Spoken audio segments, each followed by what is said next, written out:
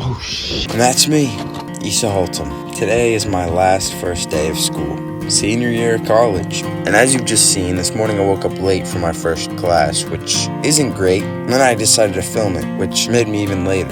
There's a lot of stuff going through my head this morning. A lot of internal turmoil, a lot of teenage angst that somehow made it past my teens and into my early 20s. But for you to understand that, we gotta go back. Way back to the very beginning. I'm just kidding. I just always wanted to say that. We're going back like a week. When I climbed up on my incredibly windy and not good for audio quality rooftop and started talking about... I think today everybody's just in a rush. There's a quote from a movie I just remembered, The Shawshank Redemption, where the main characters are in prison for life. And at one point, one of them gets out. Maybe he wasn't there for life. His 45-year sentence is over, and he leaves. And he writes a letter to one of the inmates who is still in prison. And he says something about how the world is so different from when he went into prison. You know, it's been 45 years of him being behind bars, and now he's a free man, and he sees the cars, the automobiles on the street. They didn't have cars before he went in, and he says, the world is in such a rush. Everything's always hustling and bustling. Everything's about getting the next big thing. And I remember when he said that line, it wasn't a very emphasized line in the movie. It was just kind of a random line, but when he said it, I sat there and I kind of like teared up when I was watching it. I don't remember the exact quote. It was something about the world is in such a hurry. Everybody's in a big damn rush. The world went and got itself in a big damn hurry. That's what it was. That was the quote.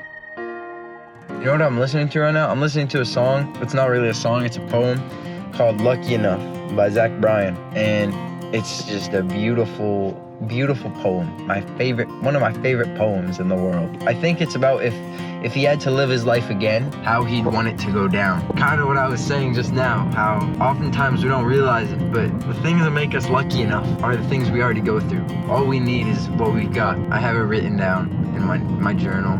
Tomorrow, last day of school. Last first day of school. Gonna be a senior in college. Never having another first day of school. Again, I'm gonna make it count. I'm gonna make new friends. I'm gonna eat a lot of good food and stuff. It's gonna be super exciting. So, see you tomorrow. And I think that brings us up to speed. Welcome back to the present. My last first day of school. Oh, this is just my 1994 single-stitch Spider-Man t-shirt with vanilla streak cream, cold foam, and extra caramel drizzle. Yeah, it's not a big deal. It's not a big deal. It's literally whatever. Literally whatever. Just check my journal. I have it with me. I'm gonna read you guys the poem. I wrote this out on July 15th, 2024 at 11:52 p.m. It was almost midnight. If I'm lucky enough, I'll see fogs lift with suns as we roll to play a show in Carolina, Oklahoma, or Chicago.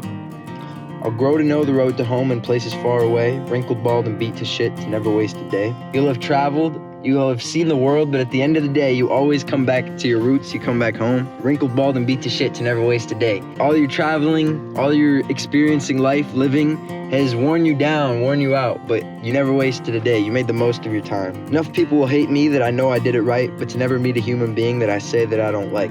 You can't please everybody. If nobody hates you or nobody has some disdain towards you, it means you stood for nothing. It means you had no principles of your own. You conformed to everything everybody around you said. You never had your own ideas. But to never meet a human being that I say that I don't like, never hold a grudge. You know, life's too short. The world went and got itself in a big damn hurry. Man, I feel that very much these days. I've been figuring out what I'm doing with my future. I have school starting in less than a week. 6 days till my last first day of school. My last first day of school. I'm gonna be a senior in college. And unless I choose to do my master's or do another degree or go back to school for whatever reason, this is it. It's my last first day of school. It's a little bittersweet, you know? It's like school's winding down, but life is just getting started. You know, and I find myself scrambling to figure out where my life is gonna be, what I'll be doing, where I'll be. That's a natural, very natural part of growing up. I'm sure everybody goes through, but I don't know, it's got me sentimental. Like sitting on this roof overlooking the horizon, and I'm just... Guys, I want to move to Europe.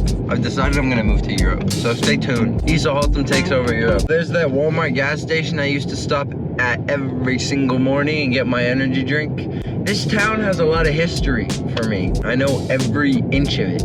you know? I can't drive past a building without being like, oh, I went there once for that dentist appointment. I've kind of been everywhere. Let me learn the hard way and cut it close sometimes. The youth is the attic chest where every lesson lies. I always tell my dad that I need to learn the hard way. I'm stubborn. Whenever he's trying to give me a life lesson on something and he's telling me don't try this, do this instead, I'm like, Baba, I'm so stubborn. Like, I don't learn anything really genuinely unless I try it myself and it fails. That's how I think. That's how my brain functions. Youth is the attic chest where every lesson lies. You know, in like Jumanji or like any movie, the kids go up in the attic and they find something in a big chest in the attic covered in dust, and it's like the beginning of this crazy adventure. You learn the most lessons in your youth when you're young and impressionable and you're making mistakes and you're trying new things. I'll have some kids and teach them that we are all the same, suffering, smiling, silhouettes of every passing day. The love I have will always be something my friends yearn. My memories were never cheap and never easy earned. Being selective about what you do with your time, who you keep around, I love that. If I'm lucky enough, I'll understand losing someone close. I'll clench my teeth on New Year's Eve and try to talk to ghosts. He doesn't just want the good things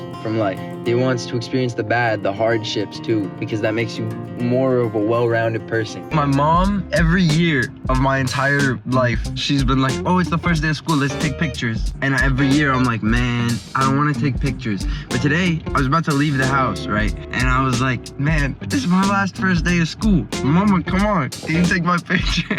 She forgot. I wasn't about to leave without her telling me. So I made her take them. I think that was my rite of passage of truly growing up. Around 2 months ago, I put out a community post on here. I said that I was gonna be taking a break from YouTube, focusing more on like short form video, and that's what I've been doing. It's been nice, but there's always just this part of me that's like, man, I miss just talking for a while. Stuff that's not scripted out and then read in a voiceover and highly edited. I miss this feeling of video creation.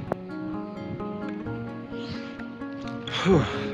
Man, it's been a while since I set up my tripod and filmed horizontally for a YouTube video. Stumble through a market on a Sunday in June, smell the salt and asphalt on Sunday afternoon. I reckon I'd be lucky if I made it half as far to only die on hills that are closest to my heart. You know, people say like, I'll die on this hill. Like, oh, that's a hill I'd die on. Like something you believe in so strongly that you die on the hill of that idea, right? It's kind of like, don't be arrogant. Say you're arguing with someone and they prove you wrong. To have the strength to kind of be like, you know what, yeah, you were right here, and not keep arguing just for the sake of your pride. To only die on hills that are closest to my heart. If I'm lucky enough, notebooks will be strewn across my room. I'll play catch on green grass where springtime flowers bloom. Notebooks strewn across your room. I love that idea because I always think when I'm old, I want to have a million journals like this, filled with the ideas and words I've thought of throughout my entire life. I want to have so many of these journals. It's just so, like, the imagery is amazing. I love it. I freaking love this poem. One thing I'm kind of worried about with this vlog is I haven't vlogged in months. And even when I've been vlogging every day and I'm in the habit of like filming things, I always forget to film things. And then I'd never have enough footage. That's why I need like a week to make my videos, because I don't film enough in one day to put out a video every single day. So today, I gotta stay in the front of my mind all day long if I want to get enough footage for this video. This is genuinely so embarrassing. I didn't do any of what I said I would. I said I was gonna like actually vlog things, but I did nothing all day. Like, what do you film when you do nothing all day? I just went to my classes. Well, my one class. I had one class, and the rest of the time I sat literally doing nothing. This is the problem. I'm not David Dobrik, man. I'm not sitting here every single day on adventures with my crazy friends who start screaming and doing cartwheels. I'm just like normal person. I don't know. Maybe my life is interesting. I literally made a video about how everyone's life is interesting, where I was talking about Little Women, the movie, and I was like, it made me realize that everyone's life is interesting. To you, it seems so monotonous, but that's because you live it every single day. So of course it gets old for you, but everyone else, it's like a fresh take on their life when they look at your life. Even though I understand that a lot of times what I did today, the boring bits, you guys would find engaging just because it's different from your life. You get to compare it and contrast it, and it's exciting for you. It's so boring that I don't even think to, oh, let me film this, because there's no moment of substance in my brain. Hold on, look at the moon. Look at that. Look at the red moon. Big red fat moon behind the trees. The moon is so pretty. I actually can't get a good shot of it. It's a slow burner. It's like I've never seen it look like this in my whole life. About 2 years ago, I climbed out my bedroom window up onto this roof, and I made one of the first videos on this channel called Little Roof Boy. And I've talked about that video a lot. I don't know why it came into my mind when I came on the roof today, but the Issa who climbed up on this roof 2 years ago is is a very different Issa than I am today. I'm a very different person. Back then I was dreaming of getting my voice heard, of making videos, of really just achieving my dreams. And that's very much me today, but I've built my entire inner workings of my brain around that now. Whereas back then it was just, I'm gonna make a video because this is all I can think to do. And now it's all I can think about. I am obsessed with productivity. I am obsessed with making every moment of my day count, taking every second of life and squeezing the most out of it. And while on paper that sounds really nice, it's draining, which makes sense, you know, you're just squeezing every second. And the seconds that you don't squeeze, the seconds where you sit and you take a deep breath are filled with guilt. You're sitting there, you're like, I should be doing more. I've just been catching myself getting in a big damn hurry. If I'm lucky enough, I'll tell the truth every chance I get. The smiles fake to appease another is worth 10 regrets. If I'm lucky enough, I will get through hard things and they will make me gentle to the ways of the world. Isn't that so true? Like, have you guys ever gone through like a really difficult moment in your life? Like when I was in middle school, I got bullied. I literally had no friends. Everyone made fun of me. And I didn't even realize it at the moment. I think I was young, I was naive, I wasn't really thinking about, I was like, oh, they're just joking. But then as I grew up, I was like, no, I was getting bullied. And so now, whenever somebody says something mean to someone around me, like I empathize with them a lot more. Because I know how it feels to be on the receiving end of something like that. And it makes you gentle to the ways of the world. You know, if I'm lucky enough, I'll have the courage to leave and go wherever my beating heart tells me to go. I'll meet some kids in school that still know how to play instruments. If I'm lucky enough, I'll make it to exactly where I'm taking this breath now, lay my head upon the earth and laugh at passing clouds. If I'm lucky enough, I'll remember the shaky things we've seen, grab your beer through tears and fears, the Great American Bar Scene. That's the name of the album, The Great American Bar Scene. But that line towards the end, it was, if I'm lucky enough, I'll make it to exactly where I'm taking this breath now. It's like, if he had to redo his life, if he had to live it all over again, he'd be lucky to get to exactly where he is now. He's satisfied with what he's got, whatever he has in his life, because that's the hand he's been dealt. And I just love it. Love that poem. I hope you guys loved it too. So that was my justification of my mundane day that I didn't film as much as I probably could have. Thank you guys for watching. Back on YouTube now. I love you. Good night.